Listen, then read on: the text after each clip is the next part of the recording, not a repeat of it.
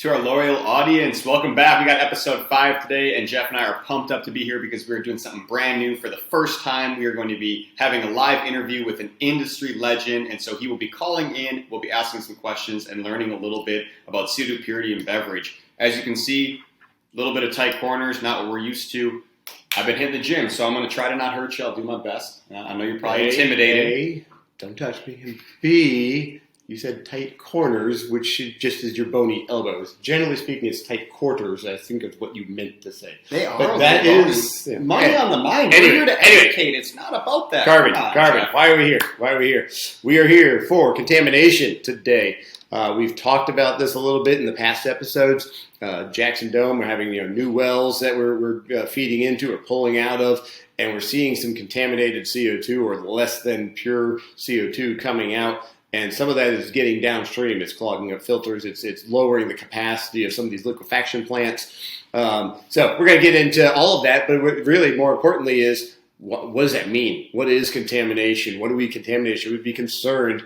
Things like that. So as Luke noted, we have an outstanding guest, a good friend of ours, a good friend of the show, a good friend of everybody, Gary Robson from SurePurity Filtration.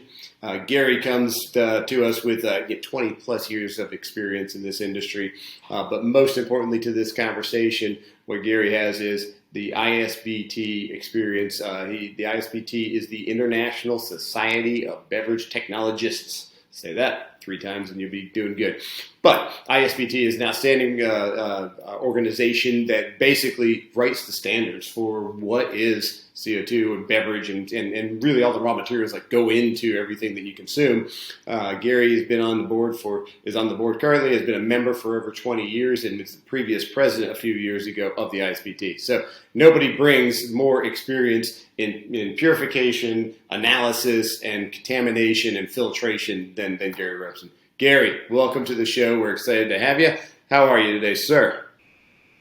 Wow, what an introduction, Jeff. Thank you very much for having me, you guys. Great to be here. Great to be part of this groundbreaking podcast. My goodness me, blows me away. Thanks for having me. I'm going to talk about something near and dear to my heart. I've got over 25 years experience in this particular area, and it's all about controlling contamination in CO2. Whether it's from the source, whether it's in distribution, or whether it's how you use it. So we're going to hit on 6 key areas: contamination, why does it occur? Shortages and disruption, why is it occurring now? How do you protect yourself from this? What's the difference between the various grades? There's a huge misconception that food grade should be used in beverage production. So we're going to cover why that's not the case. And how can you be sure the grade of CO2 that you're being supplied is the grade that you need, all right? And then emergent sources, talk a little bit about that, because as we've read in the news, we can't rely on the sources we've got. And then I'll give you 3 key takeaways. So back to you, Jeff. Yeah, well, great. Gary, thank you. That is outstanding, because that really encapsulates everything that we've been talking about here and kind of what we're seeing. And most importantly, the contamination from the domes and the impact downstream, as we said, the low purity levels, everything about it. But it's about the accumulation or the aggregation of other sources too. We're going to have other sources of CO2 coming onto the market, and whether it's from biogas, from biomass, syngas, things like that. They're new to our supply lines that we're going to have to filter. We're going to have to ensure that there's not a contamination level that goes in there. So really, what are we doing about it? That's the biggest question. Why are we seeing this contamination? And ultimately, what are we going to do about it? And what can you do as a user of this CO2, an ingredient into your food or beverage? What can you do? Yeah. So the contamination incident we're seeing in the US is in the south in Mississippi. It's coming from geothermal wells, and there's a lot of these wells all tapped. And when you basically exhaust a well, then you move on to the next one, you tap the next one, so on and so forth. So what's happening right now, the wells are being overdrawn, and they have been for a little while now. This is not a new thing. This has been happening for a couple of years, but the operators on those wells know when's the right time, the opportune time to switch the well. This time, for whatever reason, it got missed. And the switching now, the problem is things like compressors and purification plants that upscale or upgrade this CO2 to the sources or the grades that we need it to be. They've had issues, parts issues, availability, machine reliability.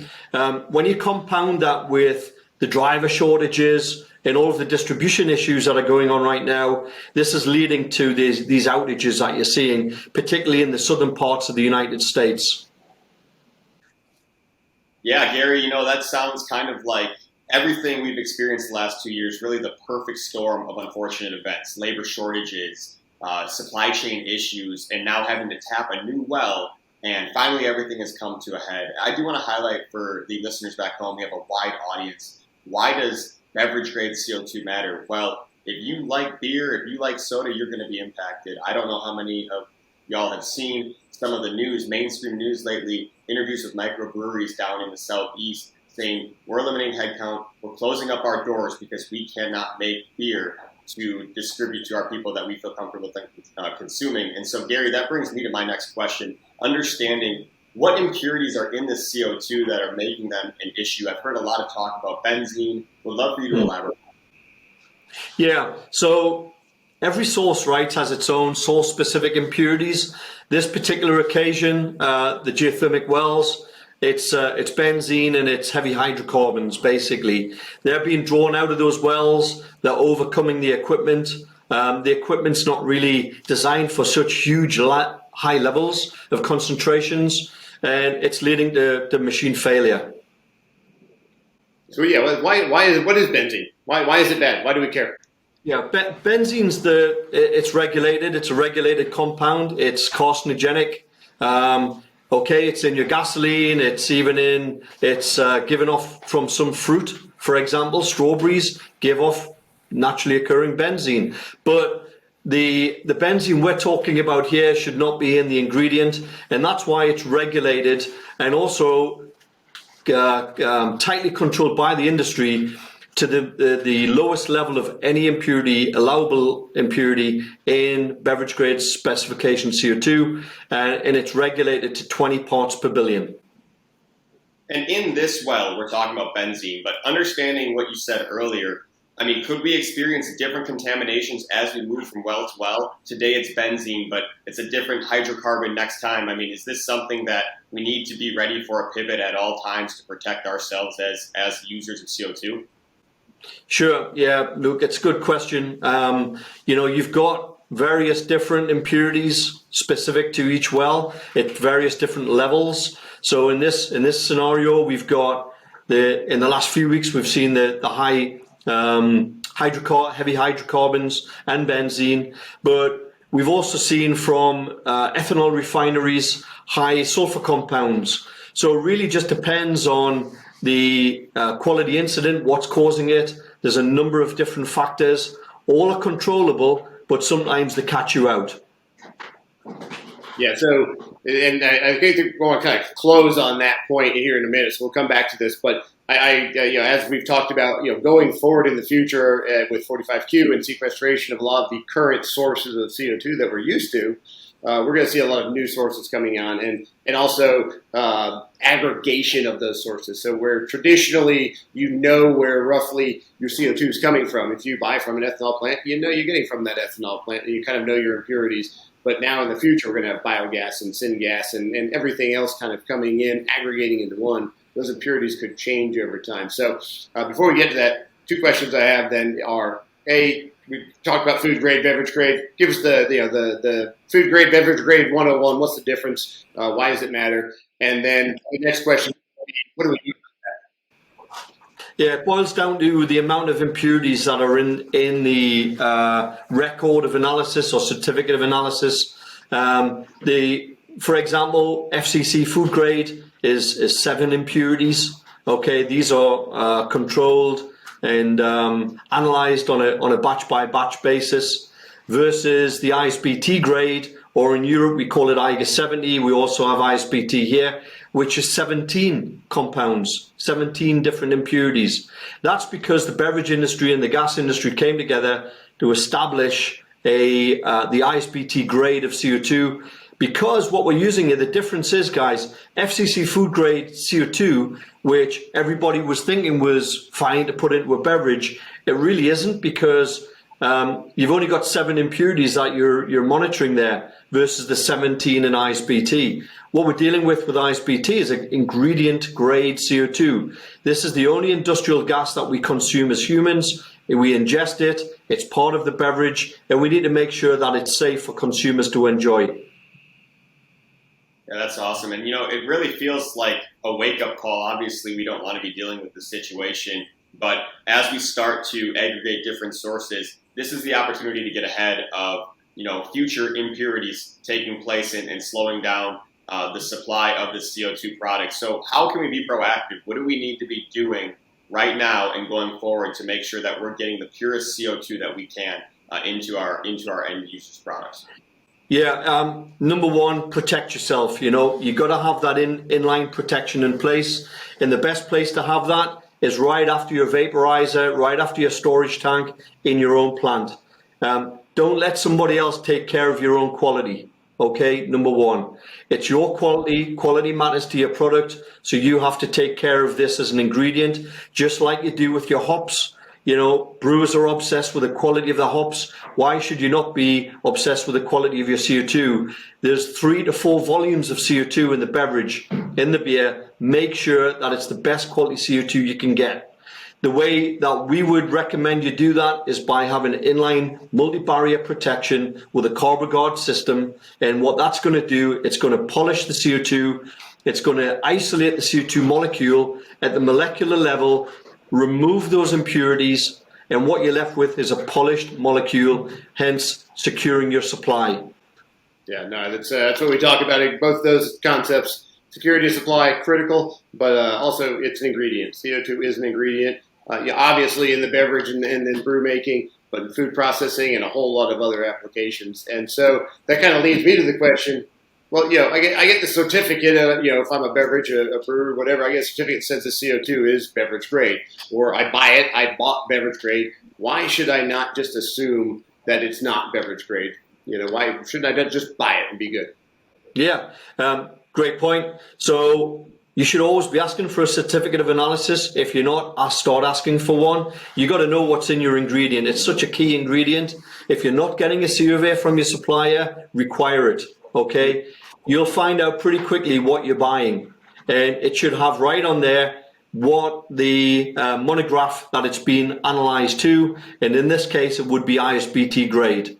Okay, so you'll see outlined there all of those impurities, the maximum allowable limits of those impurities, and what it is on your actual load that you've just bought. The thing to think about is, when you're consolidating all of these different sources of CO2, you've got these permissible maximum allowable limits of these trace impurities. These build up in your storage tank over time, in your own equipment. So again, another reason to have point of use polishing in your own facility to protect from the buildup of these trace impurities, which do accumulate over time. No, that's great. My understanding of the C of A, that comes from your gas supplier as the gas is leaving their facility. But as you noted, if they're making a handful of drop-offs in that day, 2-hose connection, we're now feeding CO2 as we equalize pressure back and forth between what's in their tank and an end user's tank. And so even if your C of A is telling you, you're within regulation, by the end of the day, that may not be the case, and build up over time in your own tank. I love the feedback you're giving to our end users to say, hey, take ownership at your facility and put polishing in place, in line, but also make sure you're holding your supplier accountable. Really, really awesome tidbit of information there, Gary. That's it. No, that's the two key things you got to really put in place if you're not doing it now. Yeah, that's great. So, Gary, great education, great information. We'll put your bio and links to your products and things like that in our show notes, so you'll be able to find them there. Close us out. You said you had some key takeaways. What should we take away from this conversation and going into the marketplace today? I've got 3 great takeaways. Number 1, always know the source of your CO2. If you don't know where your CO2 is coming from, ask your supplier. They have that information. Just be on top of it. Know where your key ingredient here is coming from. Ask for certificates of analysis on a regular basis. If you can't get it on each truck, which the big brand owners, they expect that, it's in their contracts. If you can't get it, at least ask for it on a regular batch by batch basis. And number 3, again, protect yourself from a costly disruption by installing a multi-barrier polishing filter in your facility. Make quality your business. Oh, that's fantastic, man. Gary, thank you so much for joining us across the pond. I know it's late over there, but you're chipper as ever. We appreciate you, my friend. Always good to talk. Until next time, episode 6 coming out soon. Thank you, Gary. SurePurity. We'll talk to you soon. We really appreciate you taking this call from the pub. That's the only way to do it over there, right? The bar was actually behind here. How did you know? Tip well. Make sure you tip well. Hey, and make sure you know where that CO2 is coming from. There we go, full circle. He's a Guinness guy. Yeah, I like it. Cheers, guys.